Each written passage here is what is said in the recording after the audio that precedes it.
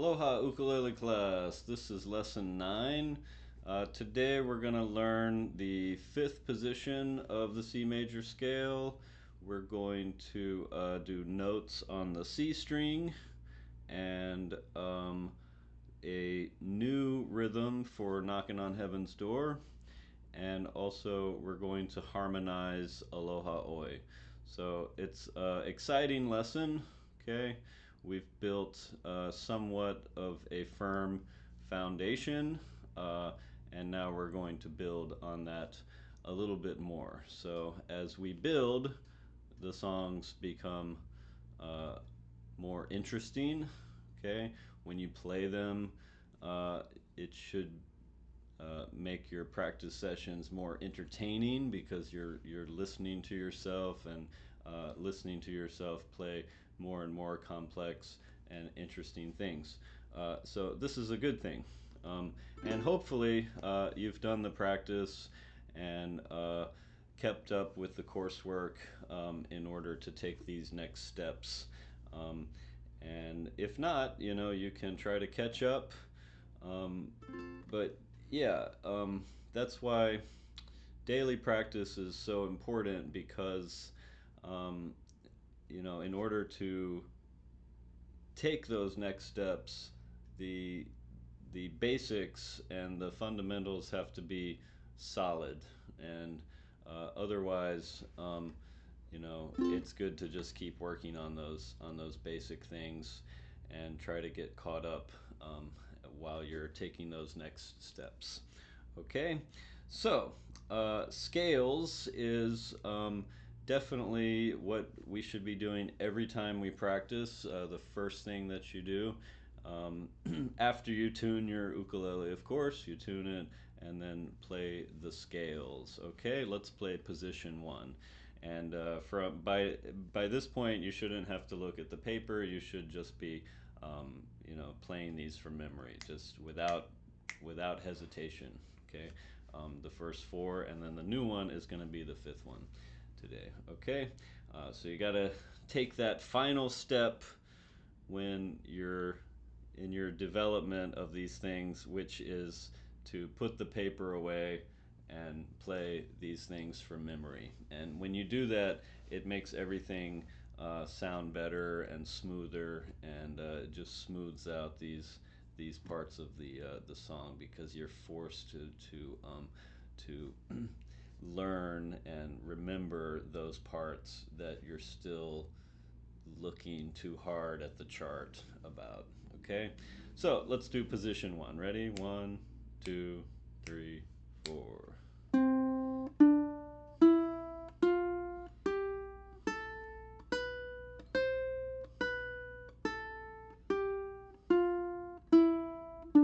Position 2, 2, 3, 4.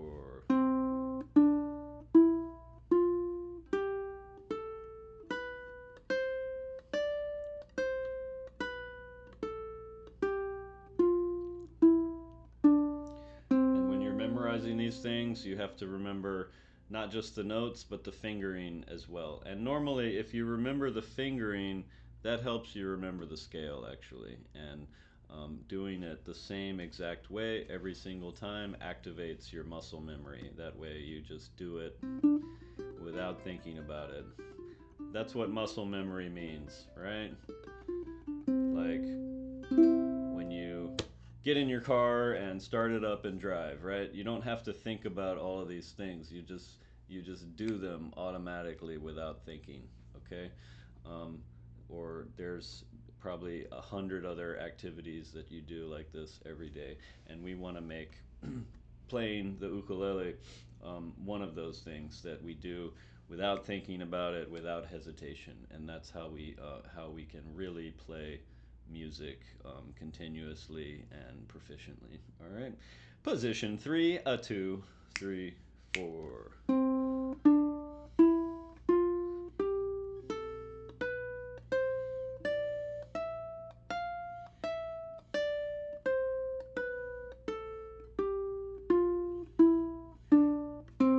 I think that's an easy one to remember because it has the same thing, 5 7 8 5 7 8. on both the E and the A strings, and that makes it easier to remember when it's more symmetrical or the same pattern repeated. Okay, position 4 is like that too. It has the same thing on both the E and the A string. This time 7 8 10 7 8 10, and that makes that one pretty easy to remember too. Okay, so let's do position 4. A 2 3 4.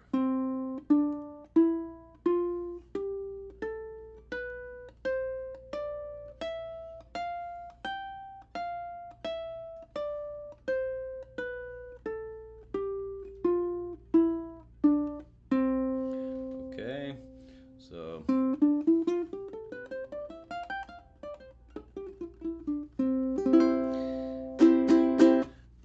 I just realized that I'm showing you the position sort of, not in their entirety, um, but let's see. Let's make that a little bit smaller. Okay, so I'm gonna put that away for now. One thing that you can do as an exercise, okay, is to play with the metronome. All right, and so far we've just been setting the metronome so that we play once on every click. 1 and 2 and. Like so. 3 4. Okay, so you can do this and play through your scales but without stopping. Okay, so I just play all the notes once, and then when I get to this one I go right into position 2. So here's position 2.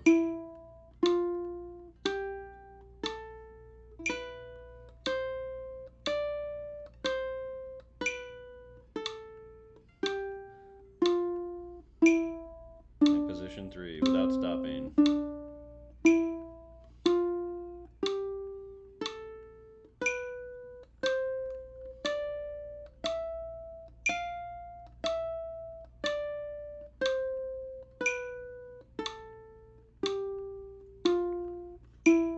And position 4.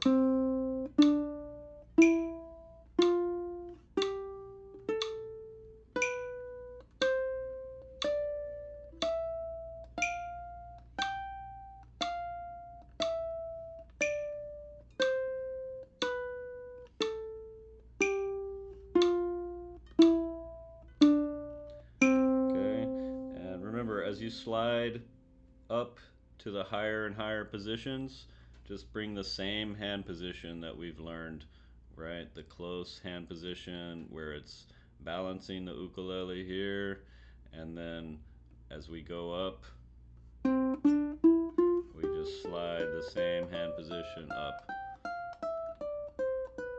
And what you want to avoid is what I see a lot of students do is as they go up, their hand position comes out like this more and more and more and more. Don't do that, okay? Keep this hand position.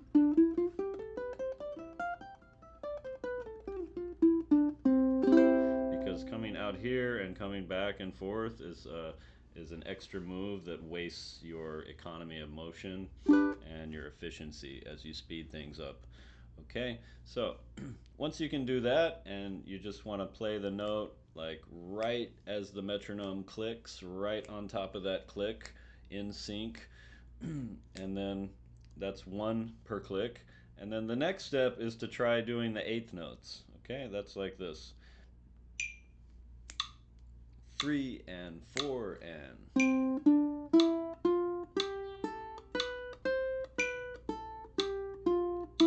You can do the same exercise. Just keep going through the positions without stopping.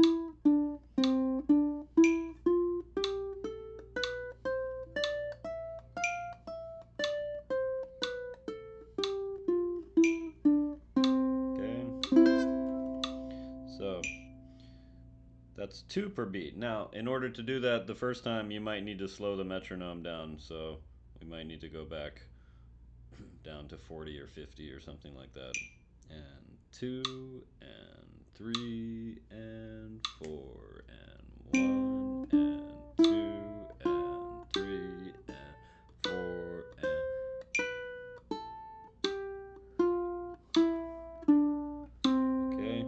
that's where we're practicing now, not just the scales and the notes and the fingerings, but we're trying to practice the rhythms, okay, and the technique. All right, and the technique, remember, is hold the ukulele over here, use your thumb out here over the fingerboard, not back here, okay, not up here like this, but holding this, and then with the left hand, a close grip, and playing the notes on the tips of the fingers with the fingers arched like this, you see, the fingertips, okay, not like this, not flat notes like that, okay, or even you see there's like a flat note and then there's like kind of a shallow angle note, and a lot of beginners have this kind of very shallow angle that they play the notes at, and it's just a bit messier and a bit sloppier, and the way to really do it is to arch the finger and get up on the tips of the fingers, okay?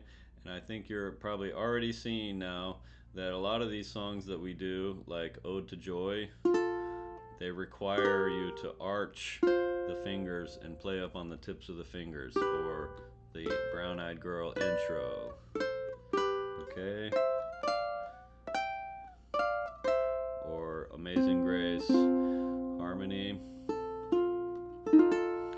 or any of your chords, okay, are gonna sound better with your fingers arched. And you just wanna get in the habit of doing that rather than having these shallow angles, okay, or flat, or your fingers like falling down like this, okay.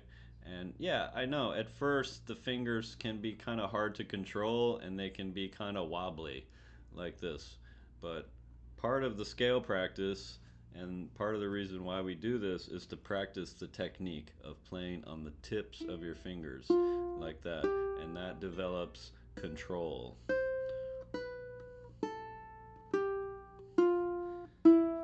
And one of the reasons why we want to memorize these things is that we can kind of move beyond just trying to remember the notes to practicing rhythms like that, right? See, I can do one per beat. I can do two per beat. I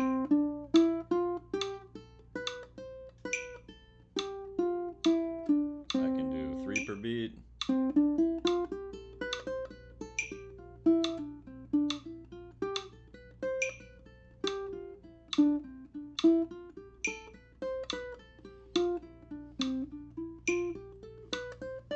Those are called triplets. When I do three per beat, they're called eighth note triplets.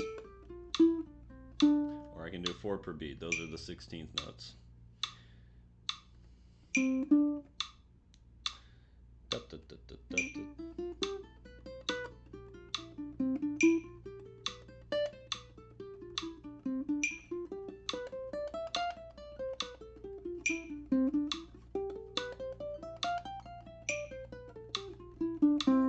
Okay. And those are the main subdivisions. We call that dividing the beat or subdividing the beat, where it's one per beat and then two per beat, three per beat, four per beat. You can do five per beat. That's really hard, and six per beat. And those six per beat is called 16th note triplets.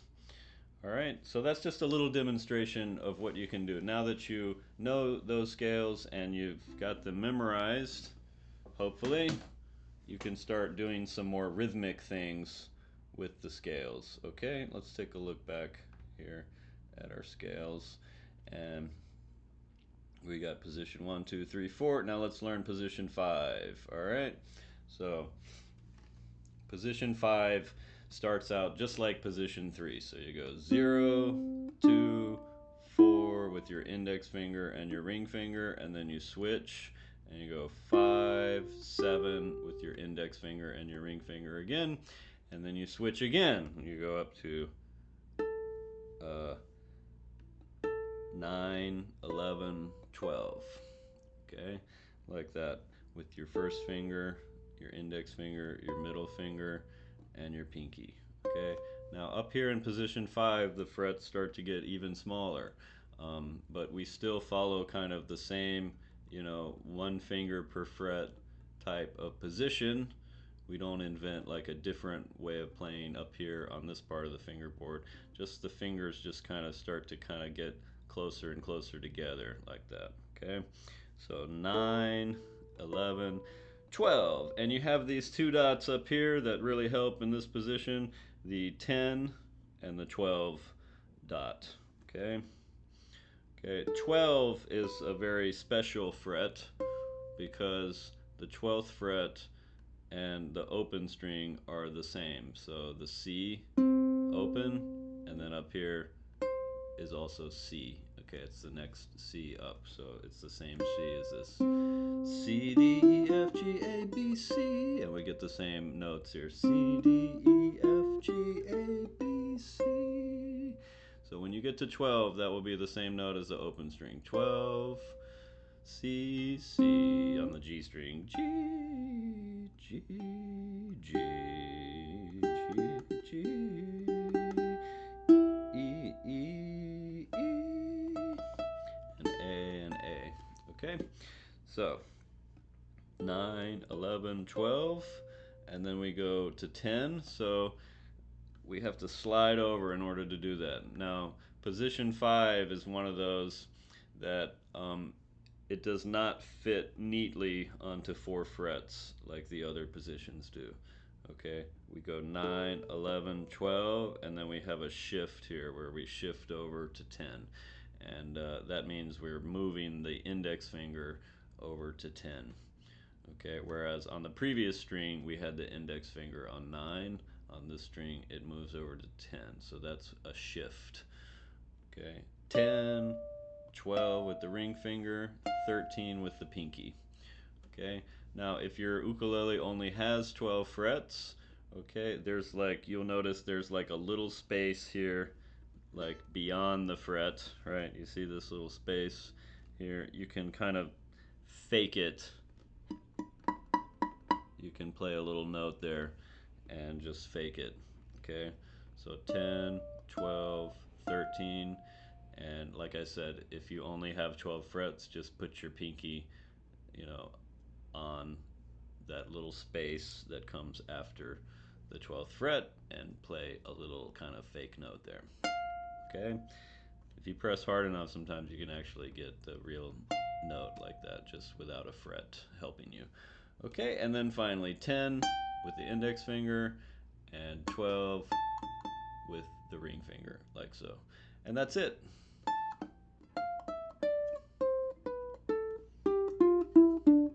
Okay, this is the hardest one because you have a lot of notes. You have to shift twice on the way up, and then there's a shift again when you get to the E string. Okay, so 0, 2, 4, switch, 5, 7, switch again, 9, 11, 12. Okay, remember, keep that hand position close like this. I hope you're not down here like this, all right? And then shift over and we go 10, 12, 13, and then 10, 12, like that, and back. Use the same fingers going down. Okay, now we shift back, which means we put the pinky on 12, okay? If you don't shift back, you'll have a tough time descending the scale. So you go 12, 11, 9 with those pinky, ring, and index fingers, okay? And then 7, 5, aim for those dots, and then 4, 2, 0, okay? The fingering is very important if you want to learn the scale. And that's position 5, okay? And that's all the positions. So get that memorized, and one of your future assignments might be to do that exercise with all 5 scales, like playing them just like I did without stopping.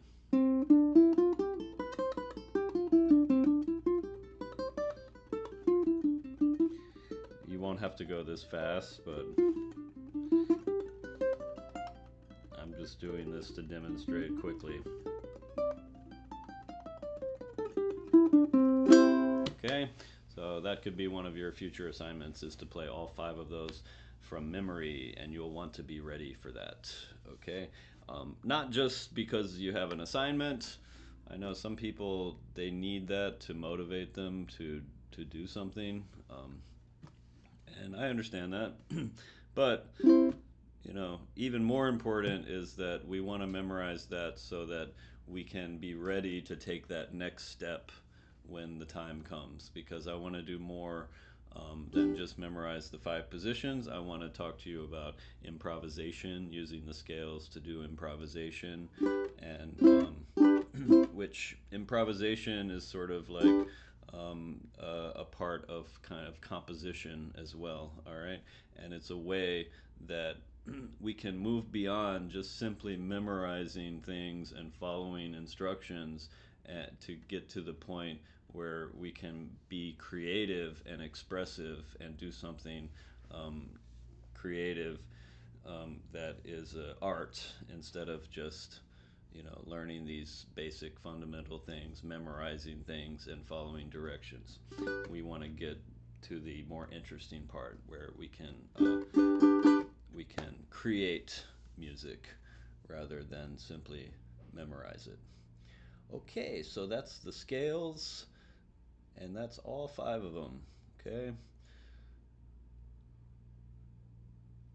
Next, notes on the C string. So, as we get better and improve, and reach higher and higher levels of complexity with our music, you'll find that, uh, first of all, you can do things more quickly, okay? Which means that in your practice session, you can get more repetition, okay? And you can also have more content, right? You'll notice that whereas, maybe 2 or 3 weeks ago or a month ago, it would take you an entire, 20 or 30 minute practice session to do, like, your scales and maybe one song.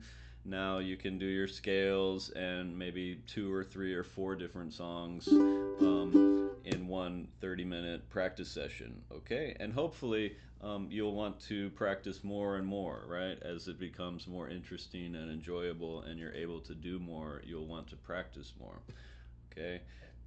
And one of the things we can do is, right, we said you tune it first and then you do your scales. Okay, well, let's add one more thing to the practice routine, and that is the note reading. Okay, it's because now that we're reading notes, we want to find a place in our practice routine to put that as well, because this is another thing that you want to be doing on a daily basis. Reading the notes will help you to understand music better, how it's organized and structured, what it really is that you're doing, right?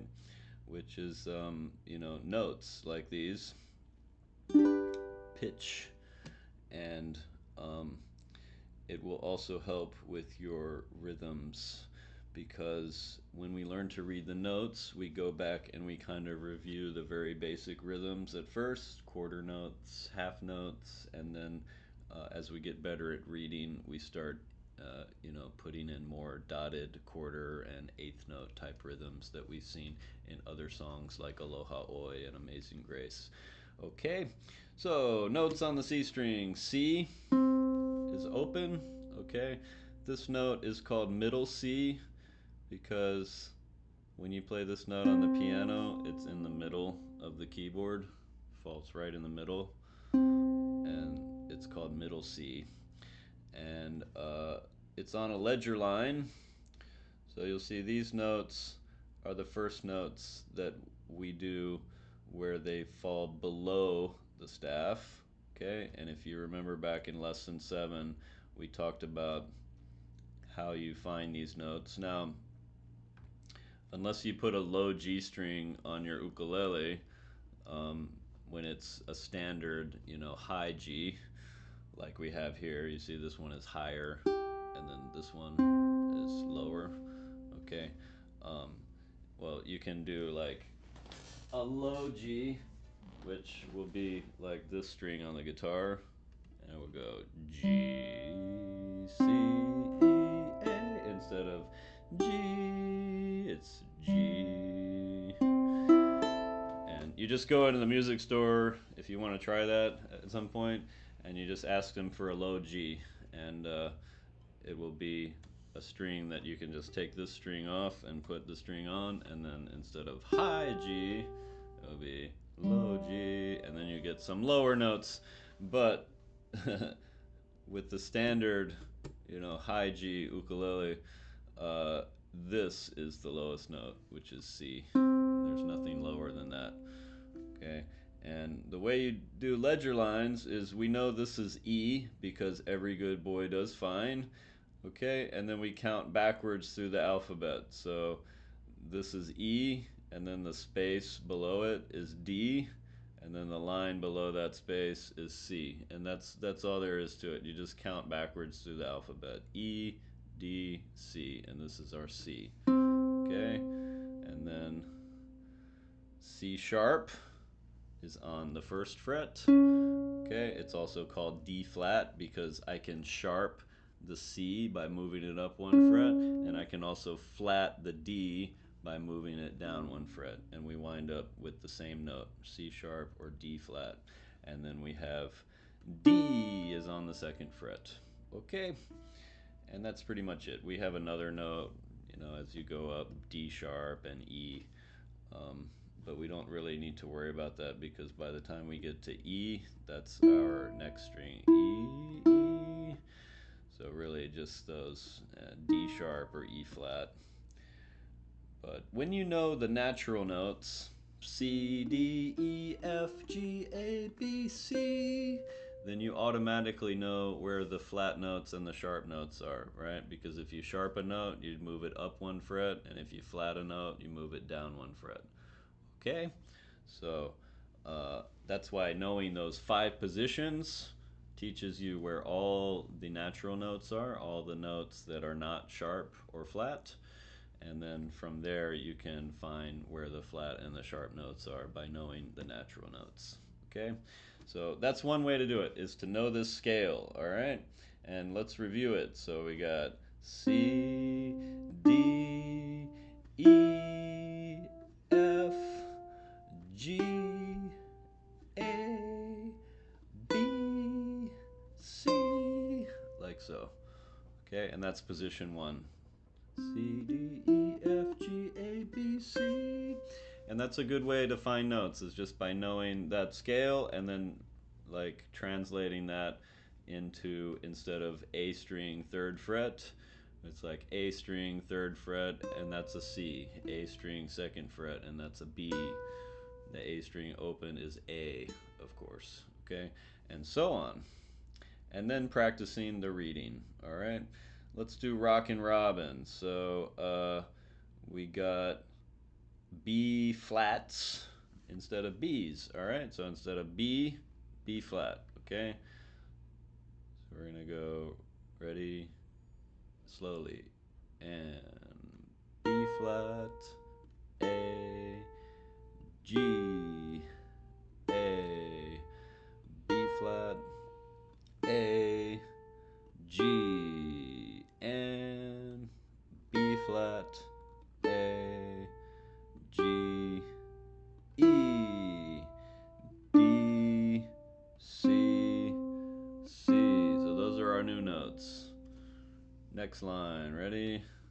B flat, A, G, A, B flat, A, G, and B flat, A, G, E, D, C, C, E, D, C, C.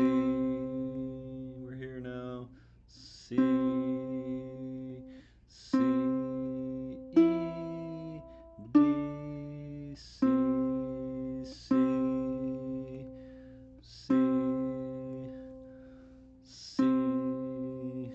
Okay. Now, a good way to practice that is to do what I just did, which is you say the name of the note as you play it. B flat, A, G, A, B flat, A, G. Okay? Some people go and they write the name of the note above the note. And like I said, you do what you have to do sometimes um, in order to learn it. Okay, but the more you can like not write the name of the note above the note is better. You just have to remember it and do it in your head. Okay, kind of like solving math problems in your head. Okay. B flat, A, G, because we're trying to change our thinking about these notes, right? Instead of E string third fret, we're trying to think of this as G, okay? Or C string second fret, we're trying to think of this as D, okay? And saying the note as you play it reinforces that, you know, these positions on your ukulele have names, have note names associated with them. And when we name something, we remember it better. Okay, it's just how our brain works. What's that thing? Oh, yeah, it has a name. Okay, you can do Yankee Doodle, surf rock.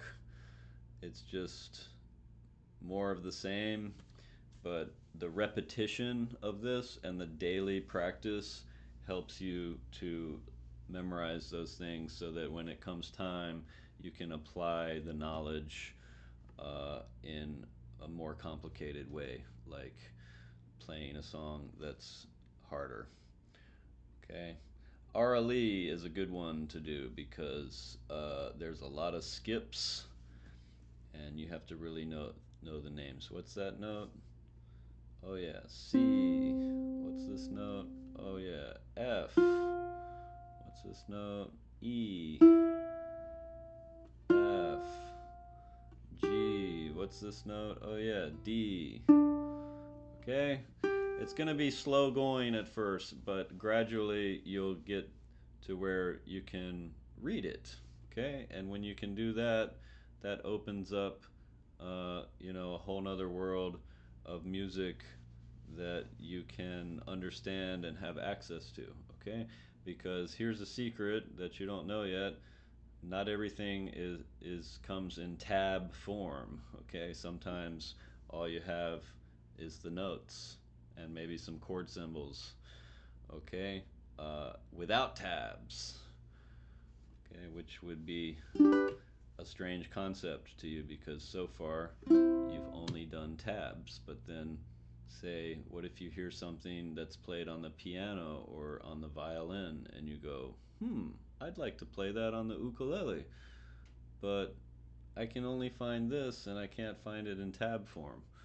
Okay, well, if you know how to do this, then you'll be able to do whatever you want to do, which is what this is all about. Is about um, giving you the skills to not be limited in the kinds of musics that you can learn.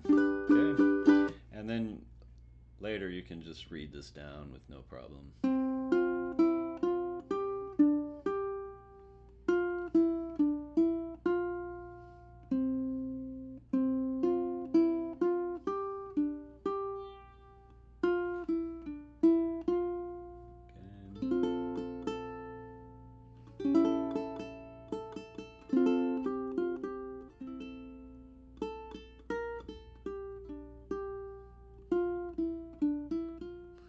Okay, orally. So again, you'd like to be motivated to learn it just to be able to do it, but again, you'll have assignments that will require you to be able to play these songs that are in note form. So study it, try to do it on a daily basis because that makes it easier for you to deal with the things that you have to do in this class. Because when it comes time to do something more complicated and take those next steps, no problem because you've been doing your practice on a daily basis and you're not feeling like you can't catch up with what's going on because you didn't practice. All right. And yes, you want these things to be solid and to be able to do them solidly um, when it comes time to take that next step. Okay, note reading. Fun, fun. Okay.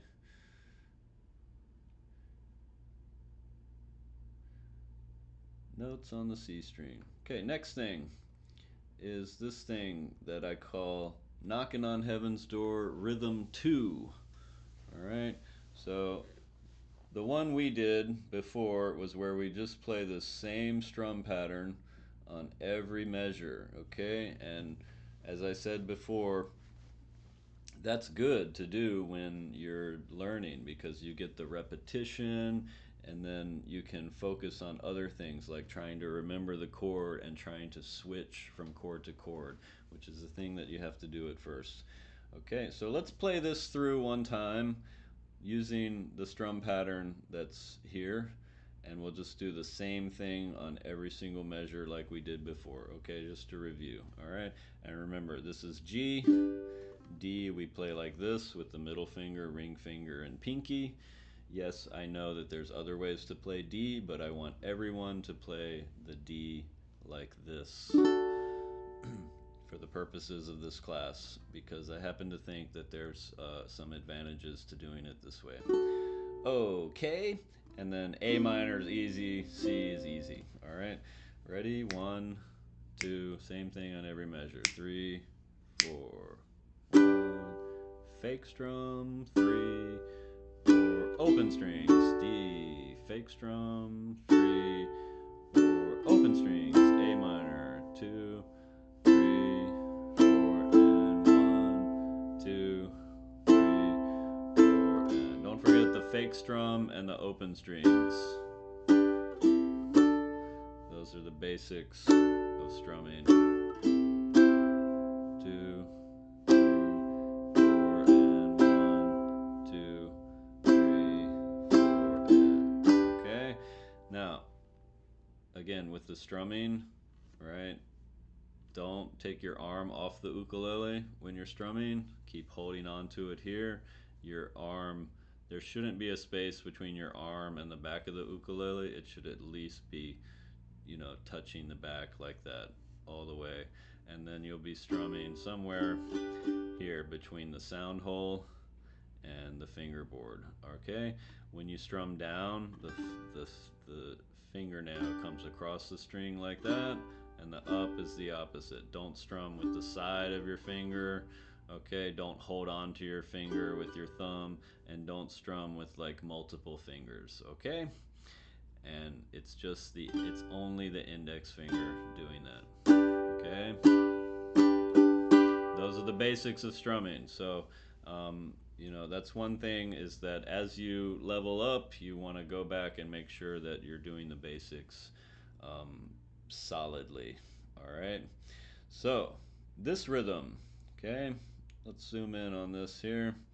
This is the rhythm 2 part. So we have a different rhythm for when the chord lasts for 2 measures than for when the chord lasts for 1 measure. And that's very common to play a 2 measure strum pattern rather than a 1 measure strum pattern for when the chord lasts for more than 1 measure.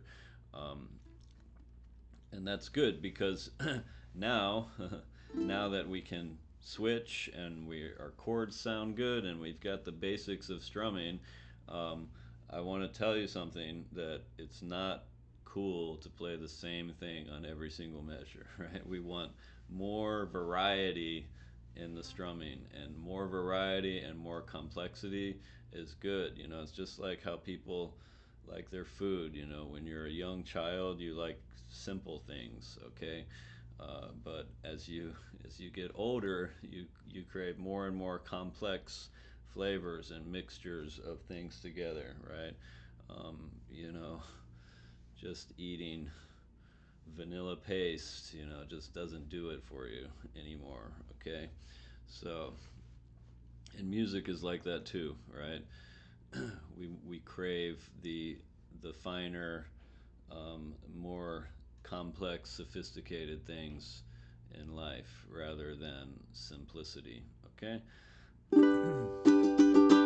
Simplicity is good, but you know, there's a extreme simplicity. It can be boring. So, here we go. Let's analyze this first, okay? So, we've got this diagrammed with the counting and the strum direction symbols, okay? And now, since you've done lesson 7, now you know how to do that yourself. You can just look at a rhythm like that and be able to write the counting underneath and the strum direction symbols up top, okay? For anything that has just eighth notes as the smallest division of the beat, okay? So half note gets 2, and then this one comes on 3, and then instead of coming on 4 this time, this one comes on and, all right? So it's and then another and that's kind of the hard part of the rhythm, is where you go up and then you do another up. All right, but we've done another rhythm that's kind of like that, where it has 2 ups in a row, and that's Brown Eyed Girl. And that's a pretty common thing to have something that obscures the center of the measure or the measure line by not playing on beat 3 or not playing on beat 1. Okay, so up, up, and 2. And then this part's pretty easy. It just goes down, down, down, up on 2, 3, 4, and. Okay, so let's play this very slowly. 1 and 2 and 3 and 4 and 1 and 2 and 3 and 4 and 1 and 2 and 3 and 4 and. Okay, now a good thing to do here is to do 2 fake strums, okay, on beat 2 and also on beat 4. Okay, this one doesn't count as a fake strum, because in order to do 2 ups in a row, you have to bring your hand back down. And a fake strum is a strum that you don't need to do, that's put in there in order to keep the beat. All right, so a good thing to do here is to practice this with your speak beat metronome. Okay, so set it to eighth notes so that it counts like I was doing. 1 and 2 and 3 and 4 and 1 and 2 and 3 and 4 and 1 and 2 and 3 and 4 and 1. Okay, and also on this and we take our fingers off the strings. Now that's probably too fast, so let's slow it down to 40. Okay, and do it at 40. 1 and 2 and 3 and 4 go. and 1 and 2 and 3 and 4 and 1 and 2 and 3 and 4 and 1 and. Okay, so if you do those fake strums, that's a way of learning the rhythm, the strum pattern, so that you don't have to count it like that. Like 1 and 2 and 3 and 4 and, because I'm counting by moving my hand back and forth like this. Fake, fake, up, up, down, down, down, up. And then you'll be able to do it without counting. Okay, let's do the whole thing now. Ready? 1, 2, 3, 4.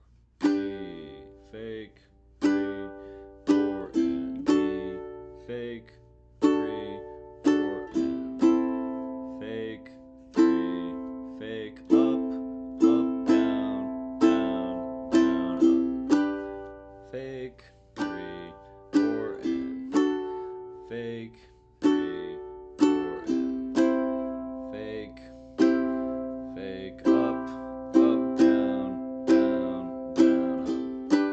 Okay?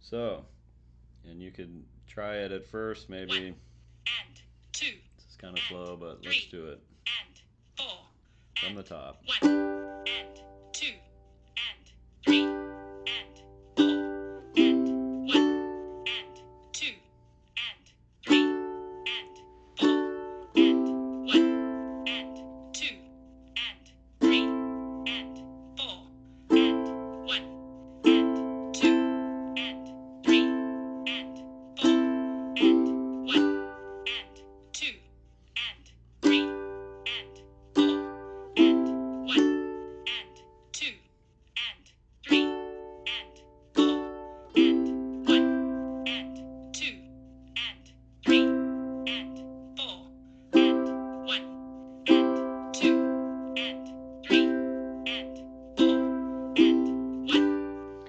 It's better to go slow and to be able to play from the start to the finish of a song without slowing down or speeding up. It's much worse to, play the parts you know fast and then slow down at the parts that you don't know as well.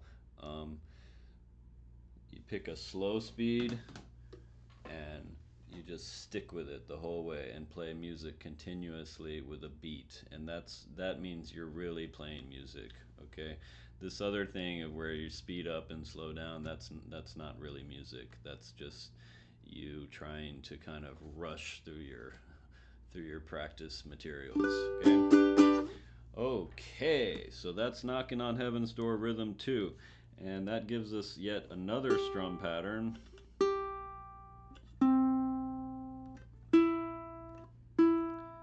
The more strum patterns you know, the better.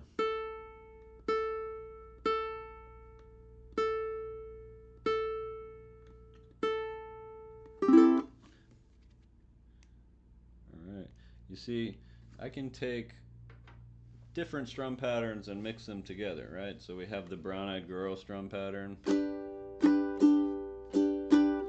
the Stand By Me, okay, Knocking on Heaven's Door, and also rhythm 2, okay? So I could maybe try to mix some of them together. Like here, I'll do Stand By Me on measure 1, Brown Eyed Girl on measure 2, and then this on measure 3 and 4. So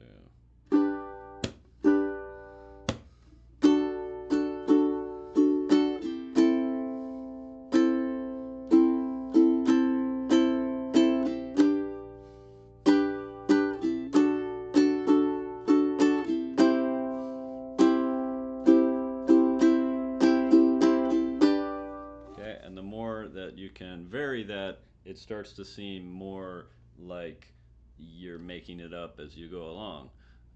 Kind of like the way that you'd like to play, where you just play kind of what you're feeling in the moment. But really, what we're doing is we're just mixing a few different patterns together, but the result is kind of the same. All right. Now, let's review Amazing Grace, okay? Because we did this in the last lesson, but this is pretty sophisticated. It's difficult. There's a lot going on here. And then we're also going to do another harmonization of another song here. So, best to review this first, okay? Remember, the idea here is the rest strum, okay? So when you strum only 2 strings, you rest your thumb on the E string, and when you strum only 3 strings, you rest your thumb on the A string. Okay? That's incredibly important. The other thing is we don't want the chord sound to stop. We want it to keep ringing. Okay, so we're going to hold on to these chords until we're forced to let go. Okay, and that makes this much easier. Okay, so let's do it. So if you look, we can play all of these notes just by holding F, and then when we go to F7, all we're going to do is we're going to add our ring finger to here on the C string, 3rd fret. Okay, ready?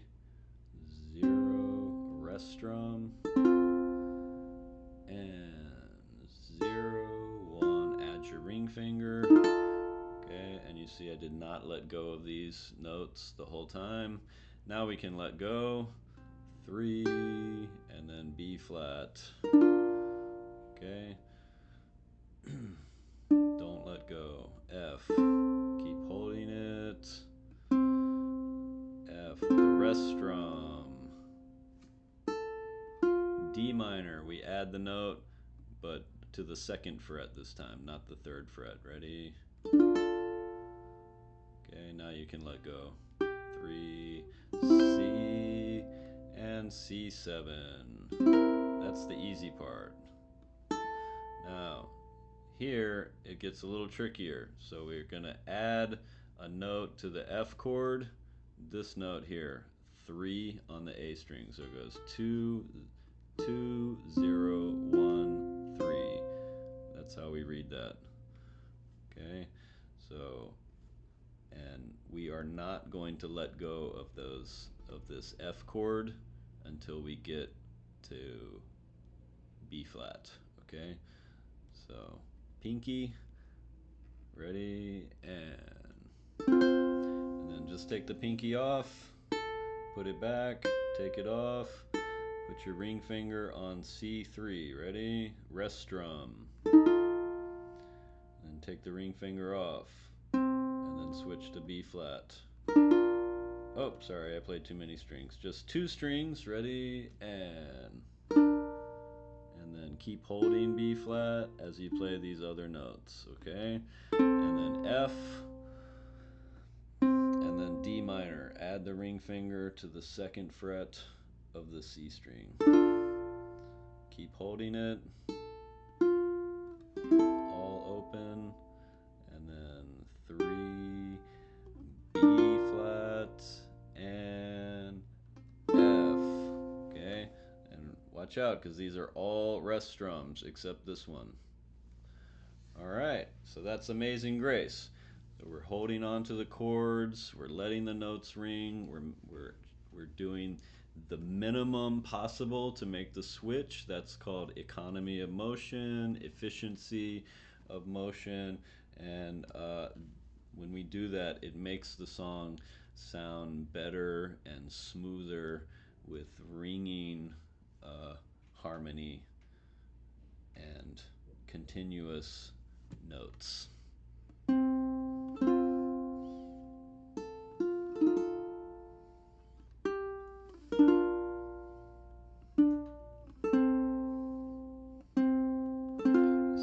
my left hand fingers are moving the least amount possible to get from chord to chord.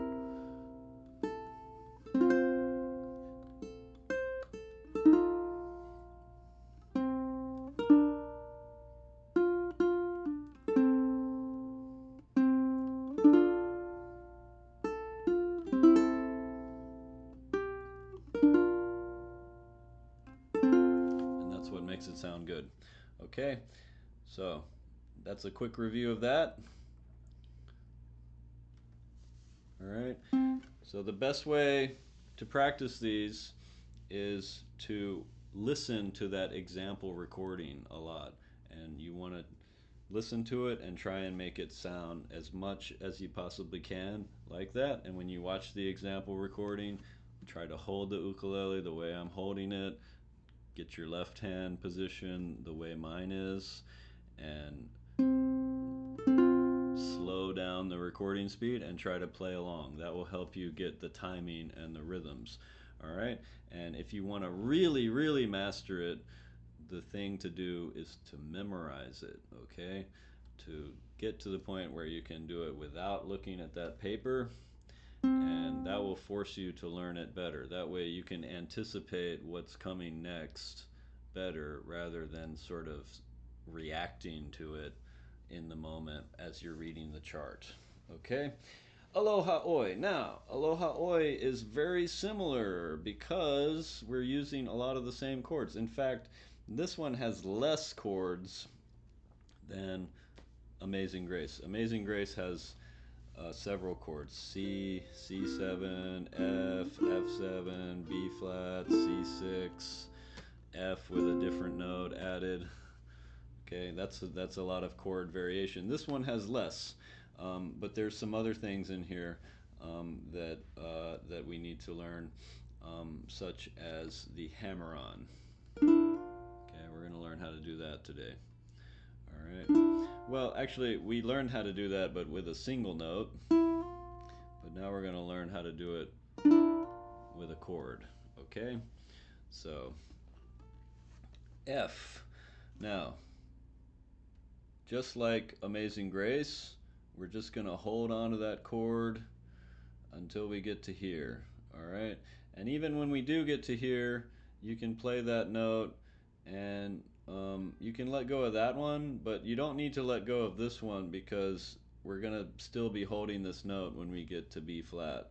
So, and there's a few examples of that in Amazing Grace, like where you shouldn't let go of this note, like when we go and then we have a 3, but then B flat, and when we play that 3 we can keep holding on to this note because when we go to B flat we're still going to be holding on to it.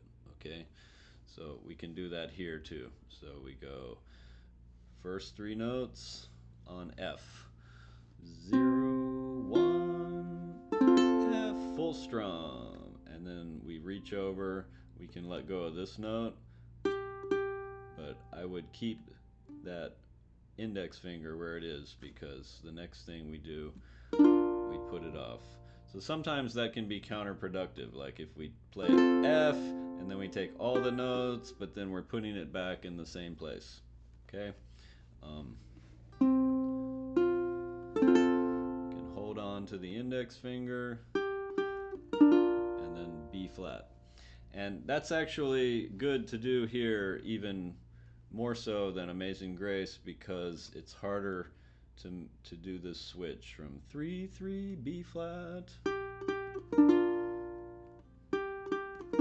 So that's a move that I think you should practice a whole bunch because that's the hardest part of this song actually, is those first 2 measures. Okay, and then we're on B flat. All right, let's zoom in on this measure. This is important. So what you do here is you take only your index finger off, play the open string, and then you strum the 3 strings with the finger off the string, and then you slam it down with the hammer on. Okay, so you have to watch out here because it's an open string, and then all of this is the chord strum, and this little grace note up here tells you that all of this is happening at the same time. You see, all of this is happening at the same time on beat 3. 1 and 2 and 3 and 4 and like that. All right, and whenever we can add hammer-ons and other kinds of articulations, it makes everything sound a little bit more interesting. Okay, which is why we do it. It's sort of like decorating and ornamenting these things. And we have another one down here. Okay, this is on the C7 chord, where you do the same thing. You strum all 4 strings this time and hammer on that one. Whereas up here we do a rest strum with the hammer on. You see my thumb is on the A string. This one we do a full strum. Okay, and then there's one more down here with the F chord, same thing with the rest strum, like so. Okay, let's play this thing.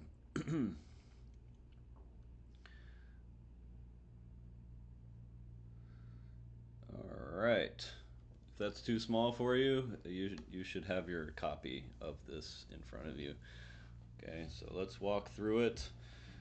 Okay, first 3 notes are on F, and then when you play that 3 with your ring finger, you can let go of this finger, but I would not let go of this one if I were you.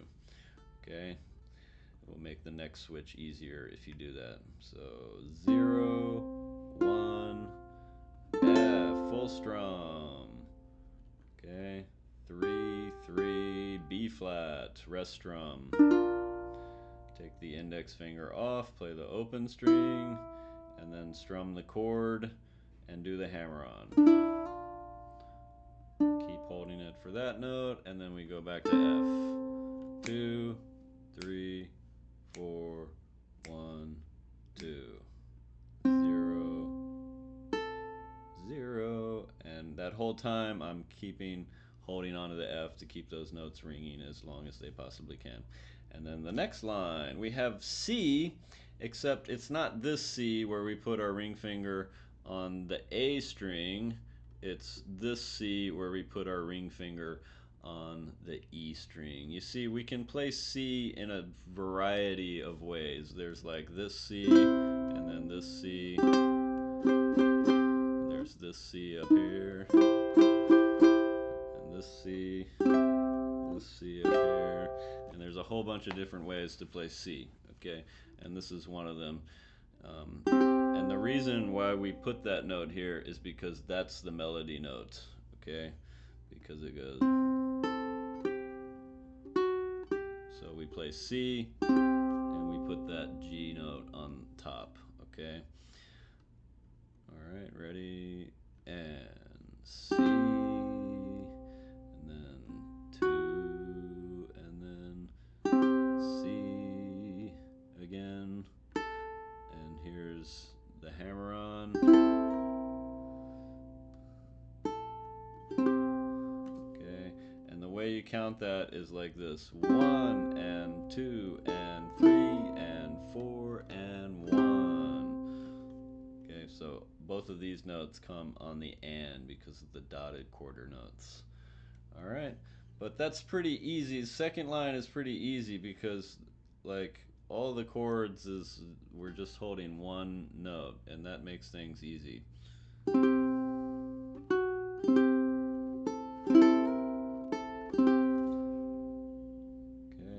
here's where we're gonna repeat. So this repeat sign takes us back to here. So we get back into our F position and go 0, 1, repeat, F.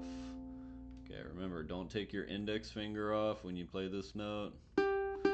B flat. Take your index finger off to play the open string, and then the rest strum with the hammer on. Ready? And keep holding it while you play this note, and then F. Okay, this F is tied also to here, to the second ending. Yes, you can do that. So, and then F again with the rest strum.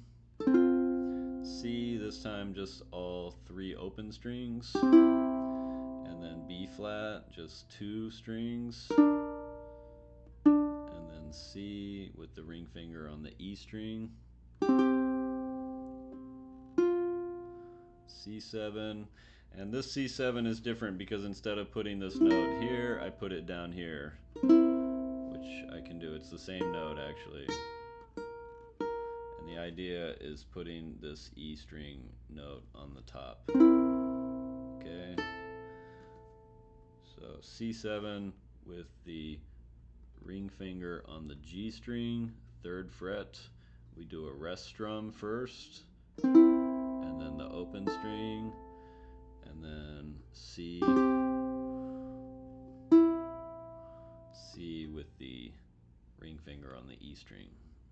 There's a lot of different C's here, but they're all pretty easy because it's only just like one note that you're having to hold down. And then we have the F with the hammer on. So F, so we kind of start out with this like A minor and hammer on the index finger note on the E string. Okay, and then we hold that, we count it out here. Let's count it out. 2, 3, 4, 1, 2, 3, 4. So this comes on 4. Okay, you have to count all that out. And then B flat. All right, so B flat like we've been playing. 1, 2, 3. Right? Okay. So we go B flat,